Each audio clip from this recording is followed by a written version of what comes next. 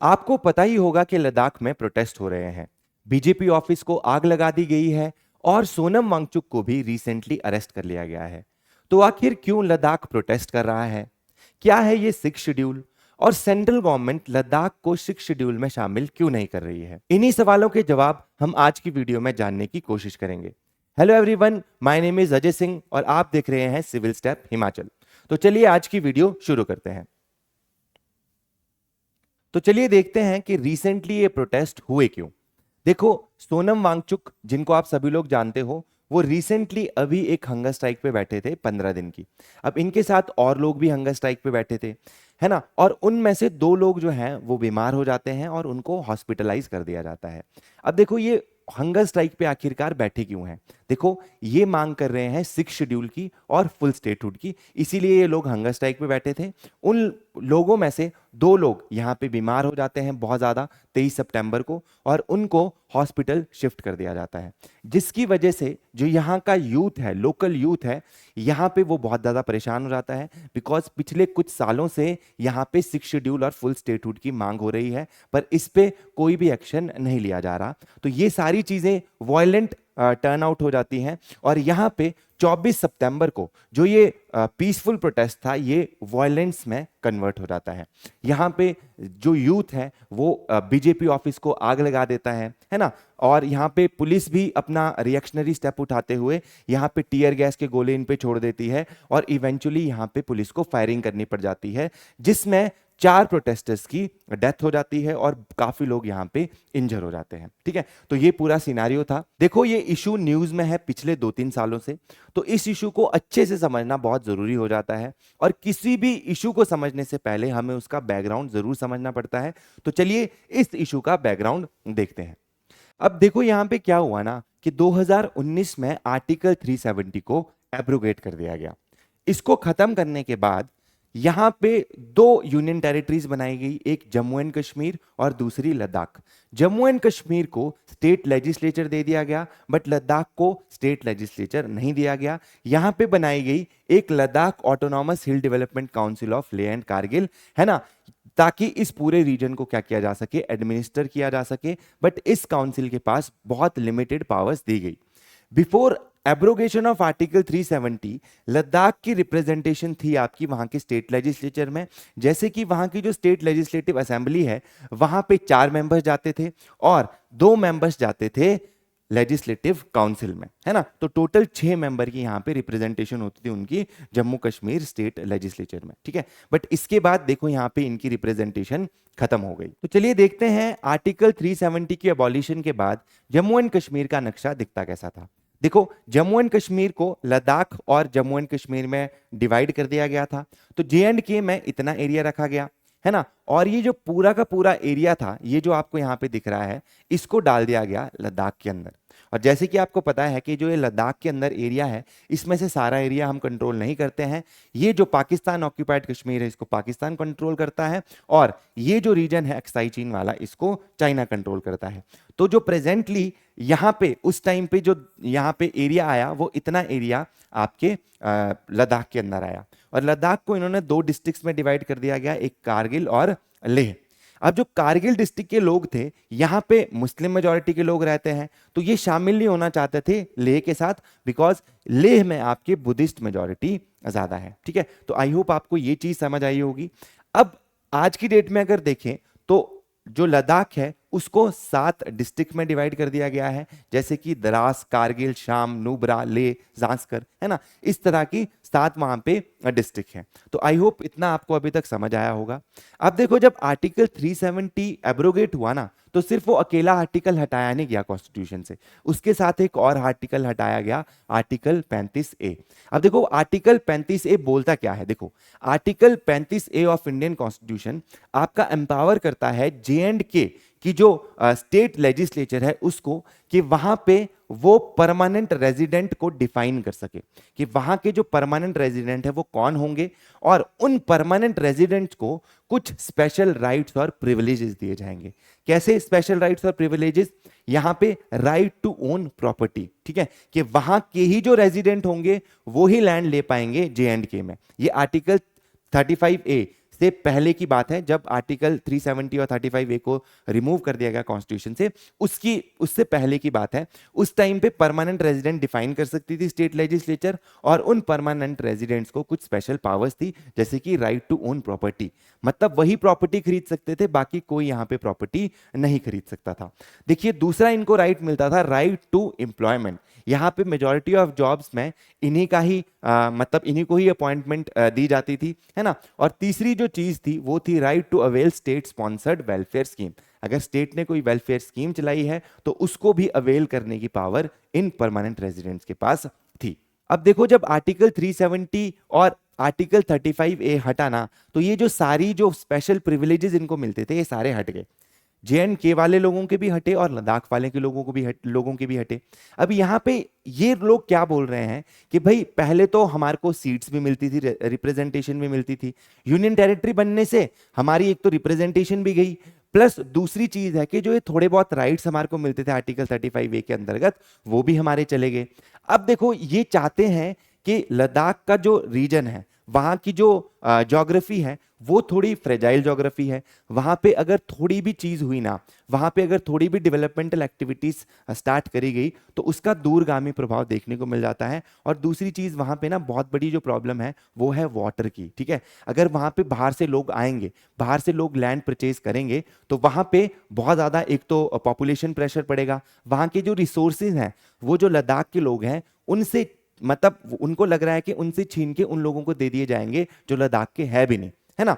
और इस तरीके से पूरी की पूरी, पहले तो आपकी वहां की इकोलॉजी डिस्टर्ब होगी, दूसरी चीज जब लोग बाहर से आएंगे ना, जब लोग बाहर से आके वहां पे सेटल होना स्टार्ट करेंगे, विद टाइम क्या होगा, बाहर से जो लोग आए हैं उनकी पॉपुलेशन तो बढ़ जाएगी और जो लद्दाखी लोग हैं वो माइनॉरिटी में चले जाएंगे, तो लद्दाख में लद्दाखी ही माइनॉरिटी में आ जाएंगे।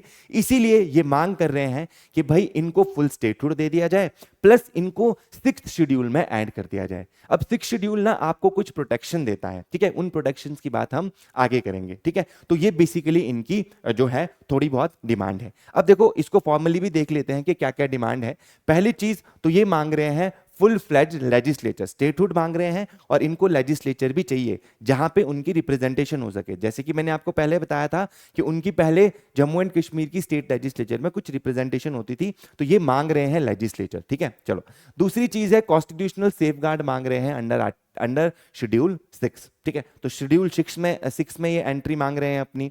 जॉब रिजर्वेशन मांग रहे हैं लोकल्स के लिए, जो पहले चीज आपका आर्टिकल 35A करता था उसी तरह की कुछ डिमांड्स इनकी यहाँ पे है। और यहाँ पे बोला जा रहा है इनको स्पेशल स्टेटस दिया जाए in the lines of Mizoram, Tripura and other north eastern states, ठीक है। तो ये बेसिकली इनकी डिमांड है। और देखो इन जो डिमांड्स है, इन जो ये प्रोटेस्ट हो रहे हैं, इनके पीछे है कौन, ठीक है। मतलब जो ये डिमांड कर रहा है, इनके पीछे दो इंपॉर्टेंट बॉडीज हैं, एक है लेह अपेक्स बॉडी और दूसरी है कारगिल डेमोक्रेटिक अलायंस। अब देखो यहां पे क्या है ना कि जो मूवमेंट है this is also backed by Sonam Wangchuk, ठीक है। आप सभी लोगों ने ना 3 इडियट्स तो जरूर देखी होगी, तो ये जो 3 इडियट्स में फुनसुक वांगडू का कैरेक्टर था ना, that is also inspired by Sonam Wangchuk. काफी ज्यादा रिस्पेक्टेड वहां पे पर्सन है ये, और ये जो प्रोटेस्ट है ये पीसफुली लीड कर रहे थे, है ना। ये बोल रहे हैं कि इनका कोई हाथ नहीं है उन प्रोटेस्ट के पीछे, और इन्होंने उस जो प्रोटेस्ट है उसकी कड़ी निंदा भी करी है, ठीक है। तो पीसफुल वे से ये अपना जो प्रोटेस्ट है वो कैरी फॉरवर्ड कर रहे थे गांधीयन तरीकों से, प्रॉपर यहाँ पे अनशन का यूज करके, ठीक है। तो इनका कहना है कि भाई मैं तो इस चीजों के पीछे नहीं हूं, ठीक है। चलो तो यहाँ पे ये चीज आपको याद रखनी है कि ये जो पूरी की पूरी मांगे हैं it is also supported by Sonam Wangchuk, ठीक है। चलिए नेक्स्ट देखते हैं। तो चलिए देखते हैं 6 शेड्यूल के बारे में, जिसके लिए लद्दाख इतने सालों से मांग कर रहा है। आखिर इस 6 शेड्यूल के अंदर ऐसा है क्या, ठीक है। तो चलिए देखते हैं। The 6th schedule under article 244 provide for formation of autonomous administrative division autonomous district council. देखो ये जो 6 शेड्यूल है ना, ये बात करता है आपके ऑटोनॉमस डिस्ट्रिक्ट काउंसिल्स की, है ना। यहां पे क्या किया जाएगा कि विद इन द स्टेट आप एक ऑटोनॉमस डिस्ट्रिक्ट काउंसिल बना सकते हो, जिस पर्टिकुलर काउंसिल के पास आपकी लेजिस्लेटिव, जुडिशियल और एडमिनिस्ट्रेटिव अथॉरिटी होगी। यहां पे क्या होगा, एक स्टेट गवर्नमेंट ऑलरेडी फंक्शन कर रही है, पर यहां पे कुछ डिस्ट्रिक्ट्स में आपकी क्या बनाई जा रही है, ऑटोनॉमस डिस्ट्रिक्ट काउंसिल, जिसके पास अलग से लेजिस्लेटिव, जुडिशियल और एडमिनिस्ट्रेटिव अथॉरिटी है। तो बेसिकली अगर इन जो ये काउंसिल जिन एरिया में वर्क कर रही है वहां पे कोई भी चीजें करनी हो, वहां पे कुछ फैक्ट्री लगानी हो, कुछ भी लगाना हो, तो उसके लिए इन जो आपकी ऑटोनॉमस डिस्ट्रिक्ट काउंसिल्स हैं उनसे परमिशन लेनी पड़ेगी। ठीक है, अब देखो यहां पे ये 6 शेड्यूल आखिर कहां कहां पे एप्लीकेबल है। तो देखो ये अभी सिर्फ नॉर्थ ईस्टर्न स्टेट्स में एप्लीकेबल है, जो कि है असम, मेघालय, मिजोरम। ठीक है, यहां पे और यहां पे त्रिपुरा भी इसमें आता है।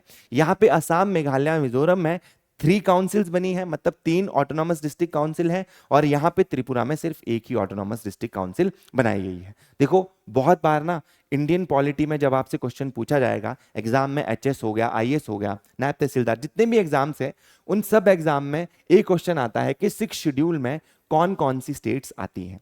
तो देखो कौन कौन सी स्टेट्स आती हैं, असम, मेघालय, मिजोरम और त्रिपुरा। ठीक है, ये आपको याद रखना है। अगर आपको ये चीजें याद नहीं रहती हैं तो इसके लिए एक छोटी सी ट्रिक है, ATM square with no money. ठीक है, ए से आपका असम, टी से त्रिपुरा, एम स्क्वायर से मेघालय और मिजोरम, विद नो मनी का मतलब हो गया आपका कि भाई मणिपुर इसमें इंक्लूडेड नहीं है ना। तो इस तरीके से आप याद कर सकते हो कि शेड्यूल एरियाज हैं वहां पे एटीएम तो है पर उसमें मनी नहीं है। तो बेसिकली आप नो मनी से ये याद कर सकते हो कि मणिपुर इसमें इंक्लूडेड नहीं है, और बाकी जो एम से स्टेट्स हैं नॉर्थ ईस्ट में जैसे कि मेघालय और मिजोरम वो इसमें इंक्लूडेड हैं। ठीक है, तो ये एक क्वेश्चन आपका पक्का कर दिया मैंने, आपके एग्जाम में ये पूछा जा सकता है।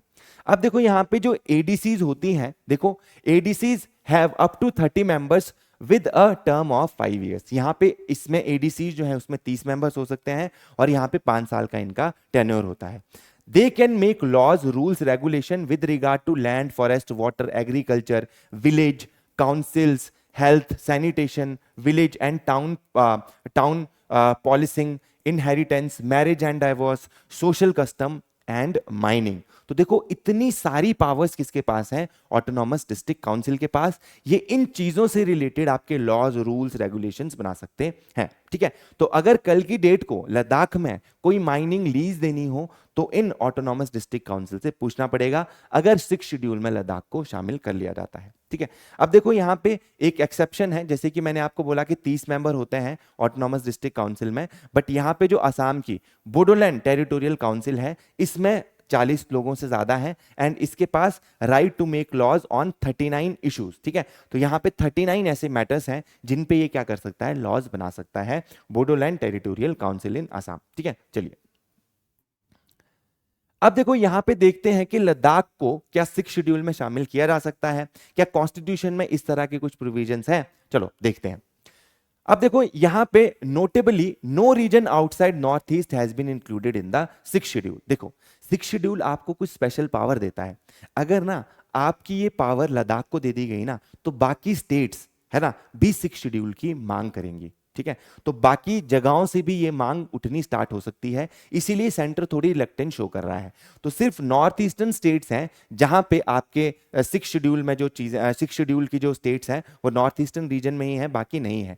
इवन यहां पे नॉर्थ ईस्ट की मणिपुर को भी इसमें इंक्लूड नहीं किया गया है, जहां पे प्रीडोमिनेंटली सिर्फ ट्राइबल पॉपुलेशन रहती है। ठीक है, and not included in the 6 schedule. ठीक है, चलिए Nagaland and Arunachal Pradesh which has totally tribal population are also not included in the 6 schedule. तो अगर कहीं ना कहीं हम लद्दाख को 6 शेड्यूल दे देते हैं तो ये वाली स्टेट्स जो नॉर्थ ईस्ट वाली स्टेट्स हैं ये भी इसकी मांग करेंगी। और देखिए एक तरीके से ना जो बॉर्डर वाली स्टेट है वहां पे थोड़ा गवर्नमेंट का कंट्रोल होना भी जरूरी चाहिए। अगर कहीं ना कहीं ये 6 शेड्यूल यहाँ पे प्रोवाइड कर दिया गया तो कहीं ना कहीं जो सेंट्रल गवर्नमेंट का कंट्रोल है वो थोड़ा चला जाता है, बिकॉज जो आप हमने पढ़ा एडीसीज इनके पास भी पावर आ जाती है कुछ पर्टिकुलर चीजों को करने की। ठीक है, तो एक और जो हायरार्की है उसमें एक और लाइन जुड़ जाती है जिससे आपको परमिशन लेनी पड़ेगी। अब देखो इसमें डिफिकल्टी क्या है, यहां पे बोला गया है कॉन्स्टिट्यूशन ने बहुत क्लियर करा है कि 6 शेड्यूल सिर्फ नॉर्थ ईस्ट के लिए है और बाकी जो ट्राइबल एरियाज हैं पूरे कंट्री में उनको किस में ऐड किया जाता है, 5th शेड्यूल में ऐड किया जाता है ना। तो इसीलिए जो लद्दाख का इंक्लूजन है 6 शेड्यूल में वो थोड़ा डिफिकल्ट हमारे को नजर आता है। तो चलिए अब देखते हैं उन रीजंस को जिस वजह से सेंट्रल गवर्नमेंट 6 शेड्यूल की मांग को एक्सेप्ट नहीं कर रही है। तो सबसे पहला रीजन है सिक्योरिटी कंसर्न। यहां पे चाइना और पाकिस्तान के साथ बॉर्डर शेयर करता है लद्दाख, जिसकी वजह से ये पूरा का पूरा एरिया बहुत ज़्यादा सेंसिटिव हो जाता है और सेंट्रल गवर्नमेंट चाहती है कि उसका कंट्रोल रहे इस रीजन पे रादर देन के कोई स्टेट गवर्नमेंट का। ठीक है, चलिए सेकंड चीज है रिसोर्स कंट्रोल। सेंटर चाह रही है कि यहाँ पे कुछ रिसोर्सेज हैं जैसे कि लैंड है, फॉरेस्ट है, स्ट्रेटेजिक रिसोर्सेज है ना, उन रिसोर्सेज का क्या किया जाए, यूज किया जाए और वो रिसोर्सेज कंट्रोल में रहे सेंट्रल गवर्नमेंट के।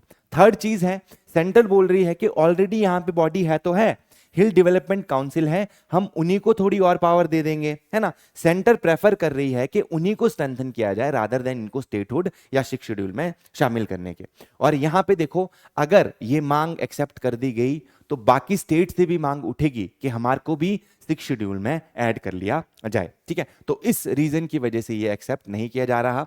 और अगले रीजन है देखो यहां पे लीगल कॉम्प्लेक्सिटी। देखो ये सारी चीजें करने के लिए ना कॉन्स्टिट्यूशन में आपको काफी ज्यादा अमेंडमेंट्स करनी पड़ेगी, तो ये एक और चैलेंज है यहाँ पे। पॉलिटिकल कंसिडरेशन में देखो UT status ensure centres direct control limiting opposition influence. अब देखो यहाँ पे क्या है ना कि बॉर्डर वाले रीजन में जो सेंट्रल गवर्नमेंट चाह रही है कि ऑपोजिशन का ज्यादा इन्फ्लुएंस ना हो, अगर यहाँ पे ये सारी चीजें इनको दे दी जाती हैं जो ये यूनियन टेरिटरी ऑफ लद्दाख मांग रही है, तो कहीं ना कहीं वहाँ पे जो ऑपोजिशन मेंबर्स हैं उनका थोड़ा ज्यादा बोलबाला रहेगा, है ना। तो गवर्नमेंट चाह नहीं रही कि ऑपोजिशन के पास ऐसी जगह जाए जो कि देश की सिक्योरिटी के लिए बहुत ज्यादा इंपॉर्टेंट हो। ठीक है, अब यहाँ पे एनवायरमेंटल फ्रिजैलिटी की यहाँ पे बात होती है कि भाई यहाँ की जो यहाँ की इकोलॉजी है वो बहुत ज्यादा फ्रेजाइल है, तो उसको कहीं ना कहीं प्रोटेक्ट करने के लिए भी सेंटर का कंट्रोल जरूरी चाहिए। ठीक है, तो चलिए तो देखिए यही पूरा ये इशू था, है ना। आई होप आपको अच्छे से ये इशू समझ आया होगा।